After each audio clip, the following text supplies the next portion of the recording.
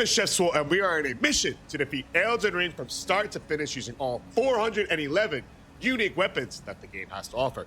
Today's weapon is the Great Epee, and it was recommended by the Samuel of the Gagging Variety over on YouTube. So if you have a weapon that you want to see, leave it down in the comments below. And when we get to your video, we'll shout you out in the intro. Now, throughout the course of this video, we'll be doing a deep dive into how to maximize the ability of this weapon, the Great Epee. We'll be going over the optional starts in class in order to maximize this weapon, what stats you should upgrade, and in what order. And from there, we'll transition into a build where we will break down the best armor, weapons, talismans, anything that could maximize the use of the Great Epee. We'll break that down for you. From there, we're going to have voiceovers where I go in-depth strategy from all 14 of the required bosses that you'll need to defeat to become the Elden Lord using this weapon. Finally, we'll be going over a tier list where we rank this weapon, the Great Epee, from S tier, A tier, C tier, D tier, or the very lowest, Broken Straight Sword tier. So sit back, relax, and without further ado, let's get into the starting class. The optimal starting class for the Great Epee is going to be the Vagabond, because the required starting stats to use this weapon is a total of 15 in strength and 16 in dexterity. The Vagabond brings us in just a total of 4 points, 4 levels away from utilizing this weapon with 13 strength and 14 dexterity. So the first levels that you want to do are going to be 3 into dexterity to get to 16 and then 1 into strength to get it to 15. From there, what I recommend is that you upgrade your vigor from 15 all the way up to 30 to help with your early game survivability. And as far as the endurance, you want to get to 15 if you're running armorless, but if you're running the armor set that we recommend in the build, I'm going to recommend that you get that up to 23 after getting your vigor to 30. From then on out, this weapon scales fairly evenly with strength and dexterity with a slight edge to dex. So I'd recommend working on your dexterity and strength to 20, first your dexterity, then your strength, and then from there flip back over to dexterity all the way up to 60. Any remaining points that you have, I would go ahead and dump into vigor from 30 up to 50 for your late game survivability. And if you have any levels remaining after that, we can work on getting our strength upgraded, because that is going to put more damage onto your weapons after that soft cap of 60 for your dexterity.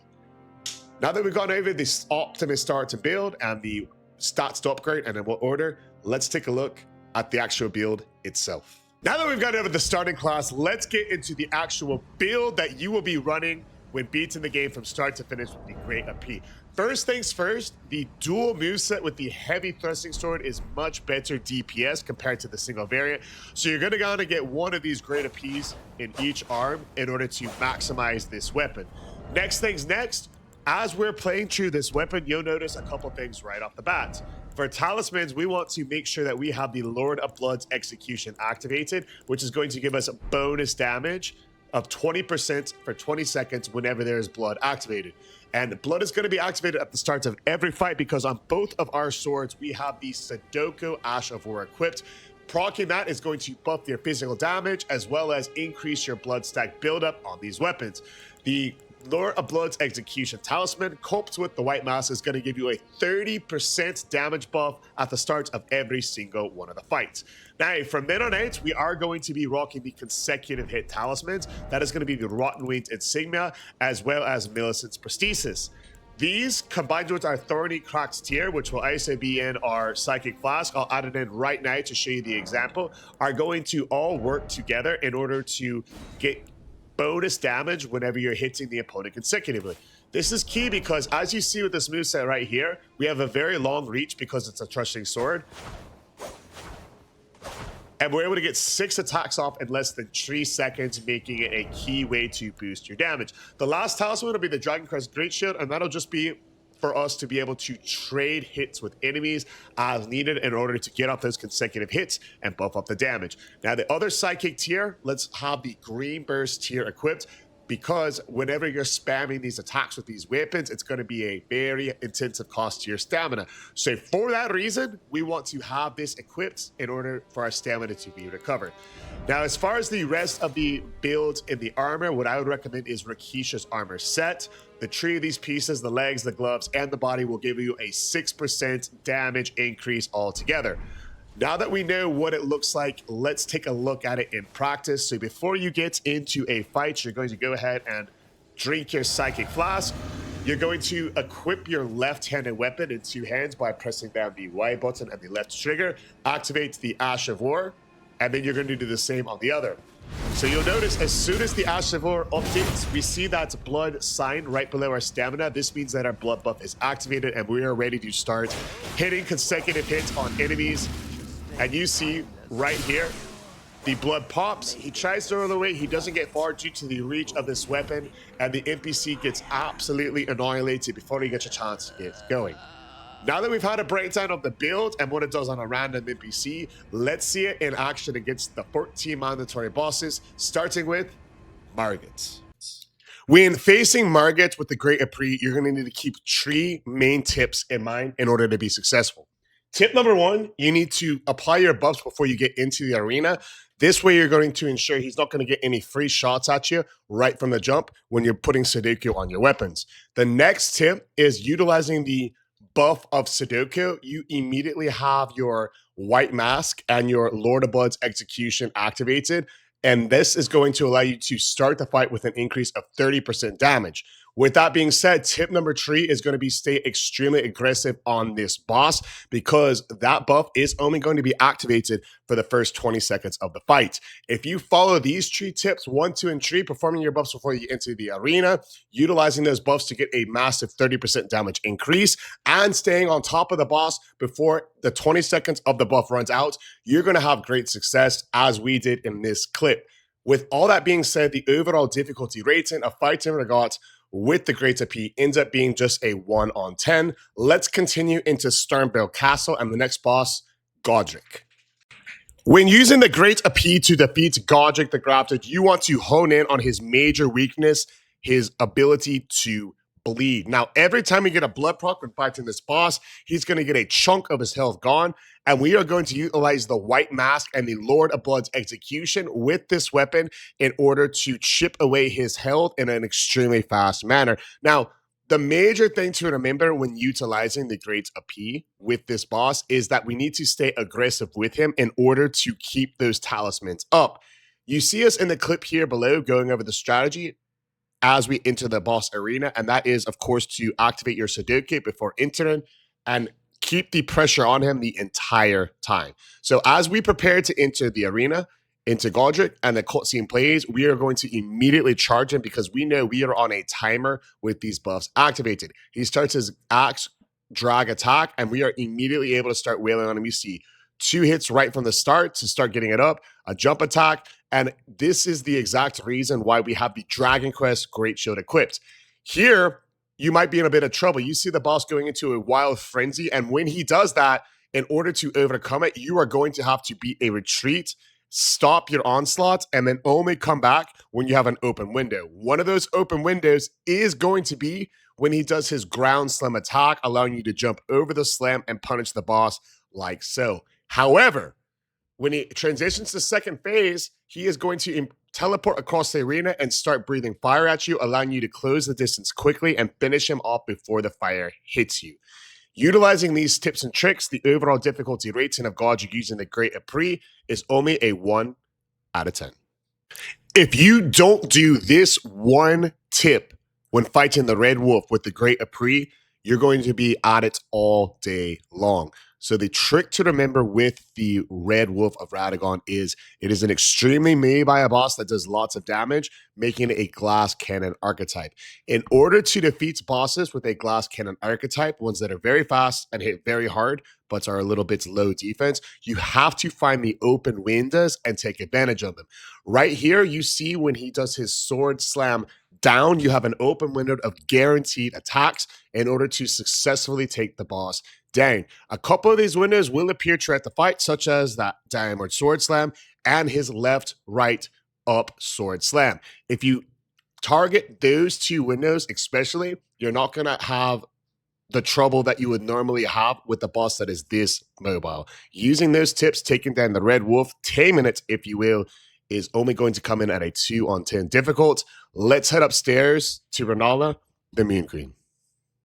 The number one way to take down this boss is to stay on target. There's going to be a lot going on in the first phase with her smaller enemy types throwing the books at you across the room. You need to identify the ones that have the light bulb on their head and stay on target. Take them down 1, 2, and 3, and you're not going to have any trouble with this boss when using the Great Epee. So you see there, we take down the first light bulb enemy. The second one pops up, taking it down quickly, and we're immediately looking for the third one, which is going to be over to the right.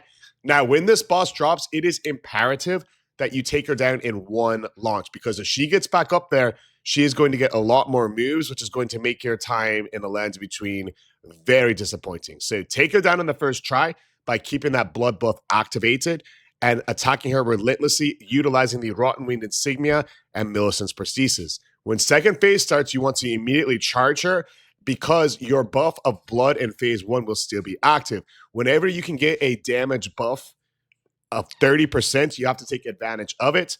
Stay on her right when the second phase starts, and you'll be able to take her out before she even gets a chance to get going. Utilizing those tips, the Moon Queen getting taken down with the Great Epee will only be a 1 on 10 difficult. Let's head up to the Atlas Plated and the next boss, the Dramatic Tree Sentinel. The biggest mistake you are making when fighting the Dramatic Tree Sentinel is not spamming attacks right when the fight starts. Here's what I mean. Right when the fight starts, the Dramatic Tree Sentinel will take out his weapon slowly, reel back on his horse, and try to stomp on you with his horse. While he is doing that, you should be attacking relentlessly nonstop in order to activate your blood procs and your consecutive hit talismans. In action, this is what it'll look like. You land, you start spamming light attacks, and you see right from the back, we get a blood proc, we get a stagger, and he is already almost down for the fight. He gets a chance to summon 1 bolt of lightning. A bit shocking, isn't it? But that's all he gets to do, and the fight is over almost before it even started. When implementing this strategy that many Elden Ring players miss, you are able to take out this boss before he even moves off of his starting point. The overall difficulty of fighting the Dramatic Tree Sentinel utilizing this strategy is only going to be a 1 out of 10. If you are relying on a blood build and you are having trouble against the Ghost of Godfrey, this is how you need to handle this fight.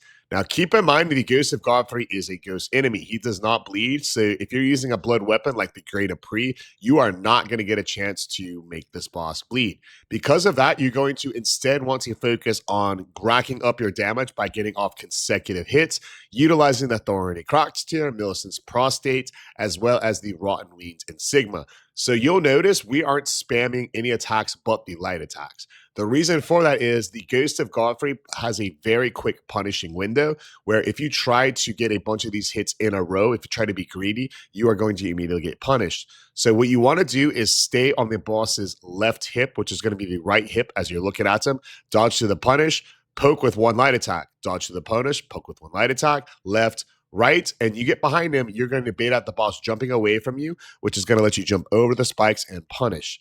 If the boss jumps into a corner like he does there, you're going to be in a bit of a predicament. When he does that, again, back into the center of the arena, strafe to the left and right, and let him approach you.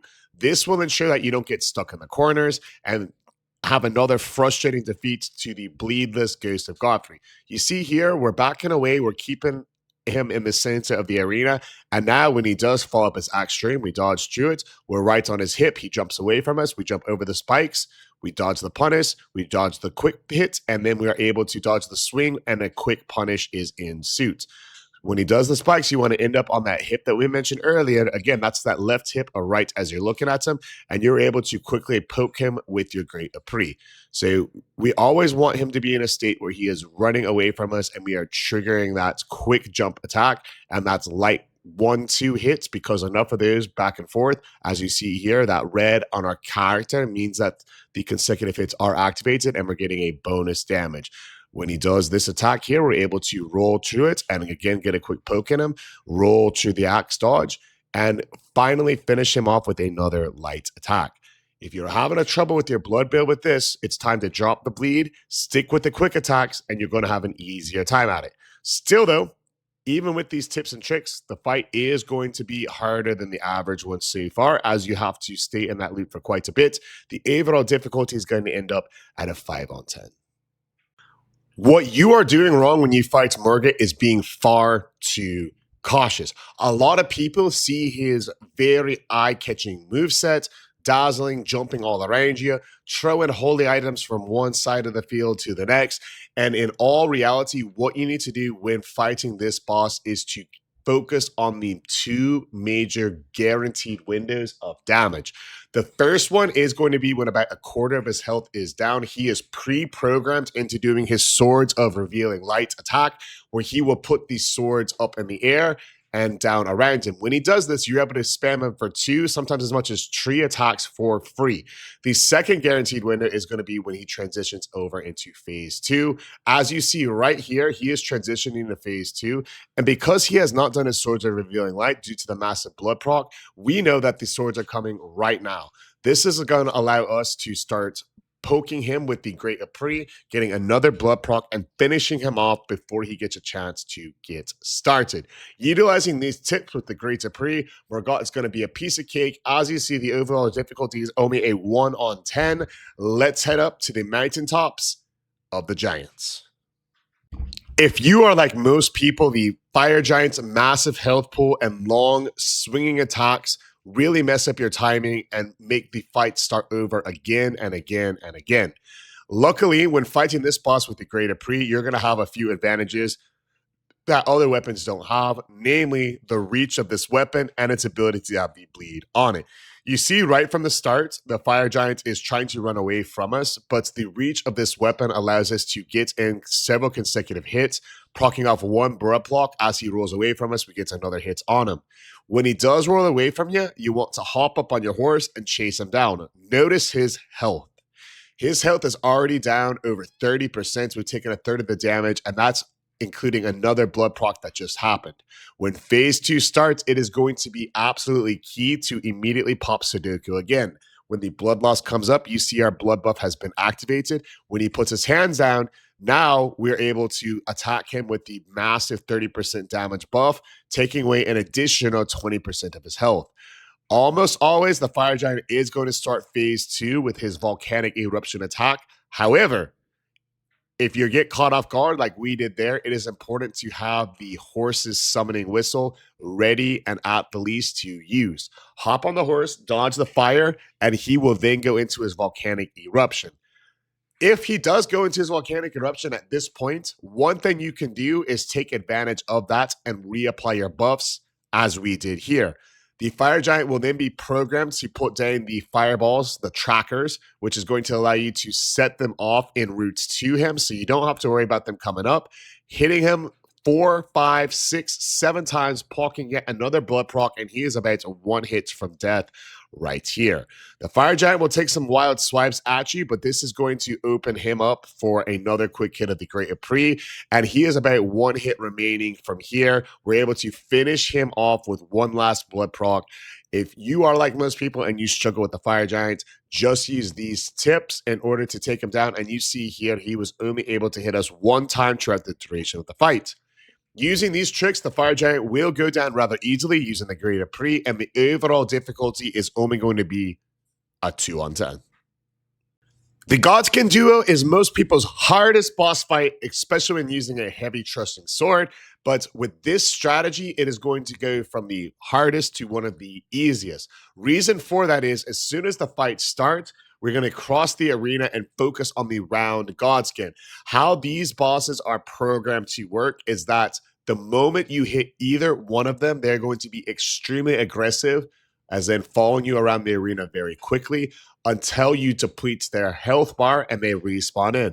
Because of that, it is important that we stick to one at a time, because if one is chasing you very fast and the other is chasing you nice and slow, that is going to help you separate these bosses and make it a one-on-one fight instead of trying to fight them both at the same time.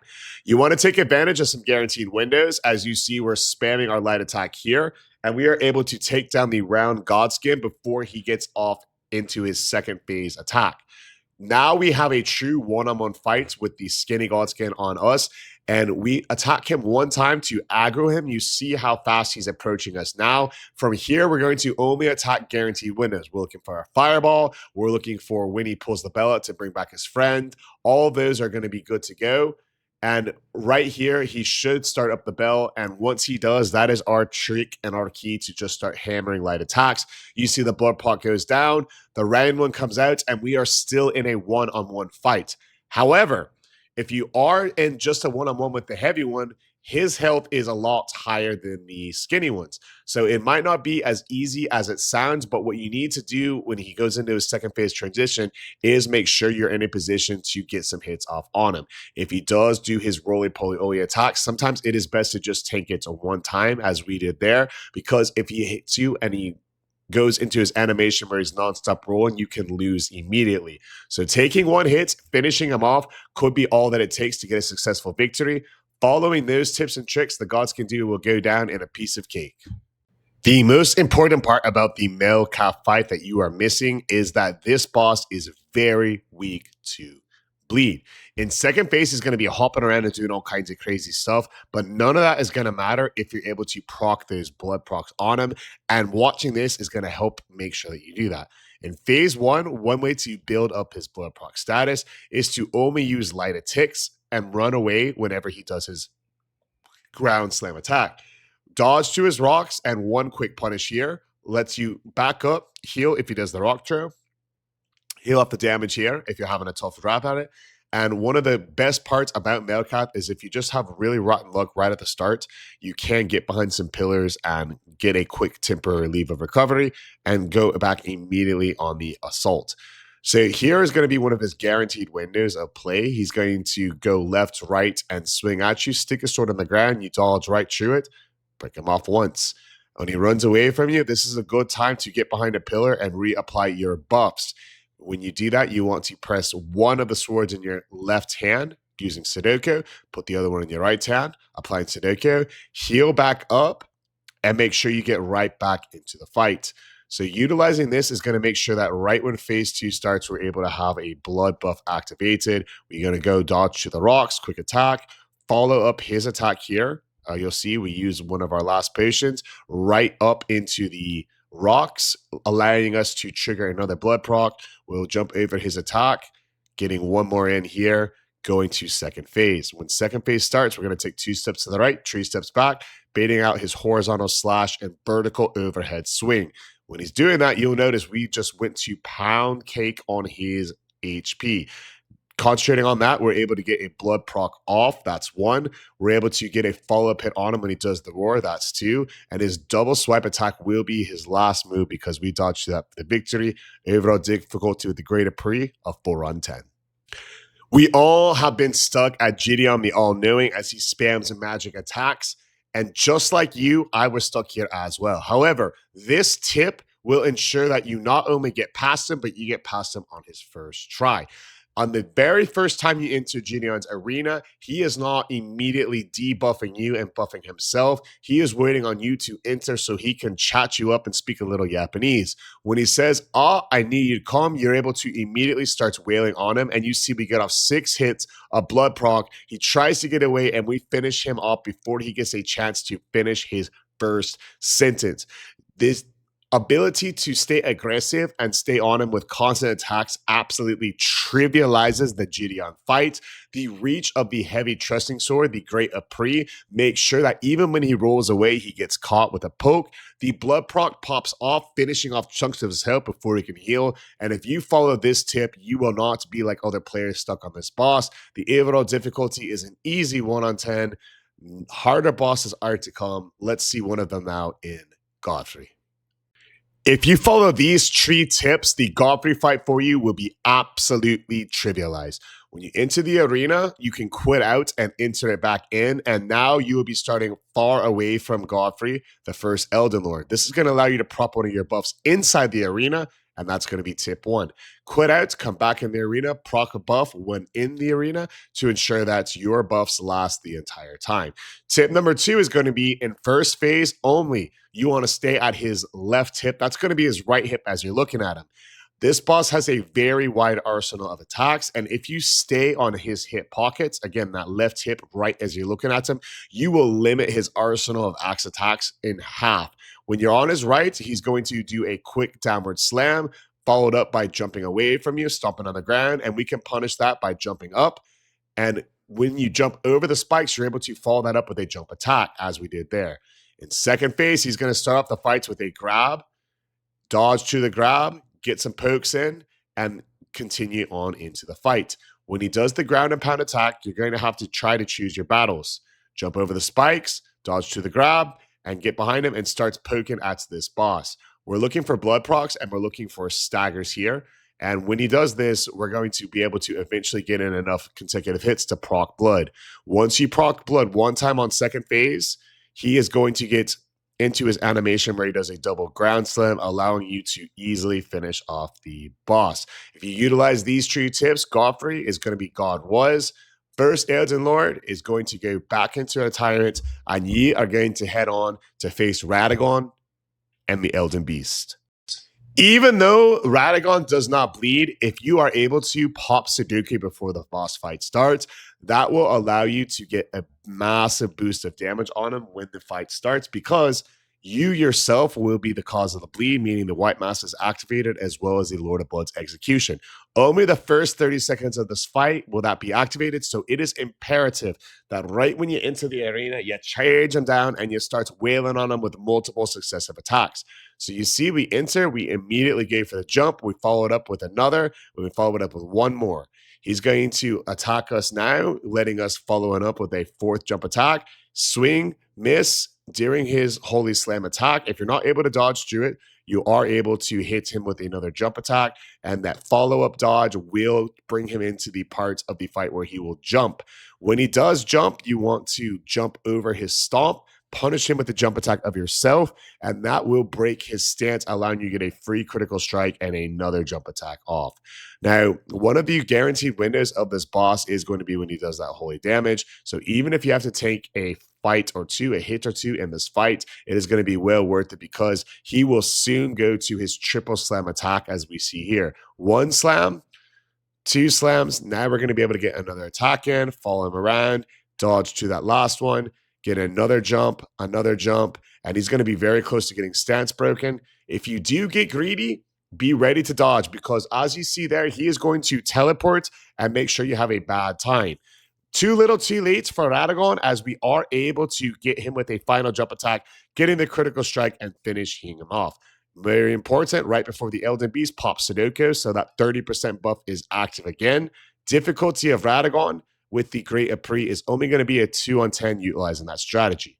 Now, when the Elden Beast fight starts, we're going to run behind it, because he is pre-programmed to do a fire-breathing attack right when the fight starts. You see chunks of damage flying off of this boss, and this is because these weapons do not mess around. We have a massive 30% buff going on from the bleed here, and you saw that bleed just went away. When the Elden Beast runs away from you, he is going to be programmed into doing his Ring Around the Rosy attack.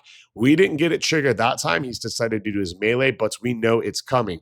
In our minds, we're thinking, hey, when he starts Ring Around the Rosy, that is the perfect time to pop Sudoku again, reactivating that bleed buff. So he's going to Ring Around the Rosy up. You see us activating the blood loss, and that is going to ensure when you fight this boss, you have the highest amount of damage output possible.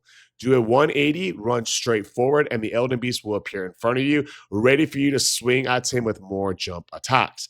If he stays in one place, you're going to attack him right away, but he is sometimes going to instead move slightly to the right and start over his fire attack again.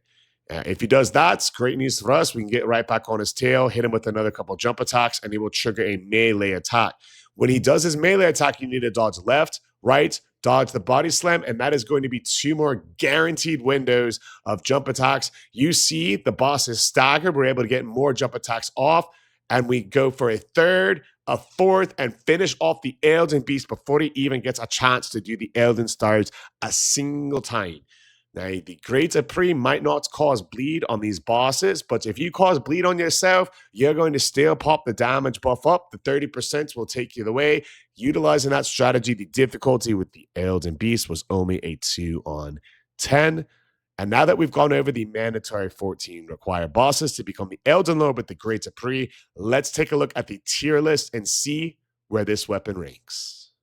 The average difficulty using the Great Epee on a scale of 1 to 10 against all the 14 mandatory bosses required to be Elden Ring ended up coming in at a 4.8 out of 10, making the Great Epee an overall all right weapon to become the Elden Lord with. Now, because it is just an all right average weapon, it does end up in the C tier. And when placing it in the C tier, we're going to compare it against these other weapons. And we do see another heavy trusting sword here. This is the lightning heavy trusting sword. And because we had an easier time with the bosses, with the Great Epee, it is going to go slightly above that. Mostly due to the fact that with the Great Epee, we were able to get those blood procs, as you can't change this weapon's Ash of War, and it doesn't have the blood affinity. It didn't proc them quite as much as the Circus Blades or Eleanor's Pole Blade, but it did the job at an overall average rate. But enough about what I think. I want to know what you think. Let me know below what you feel the Great Epee weapon ranks as far as S tier, A tier, C tier, D tier, or does this weapon belong in the broken straight sword tier after all? Let me know in the comments below. Always love hearing from you. And until next time, Bella Tarnished, stay maidenless.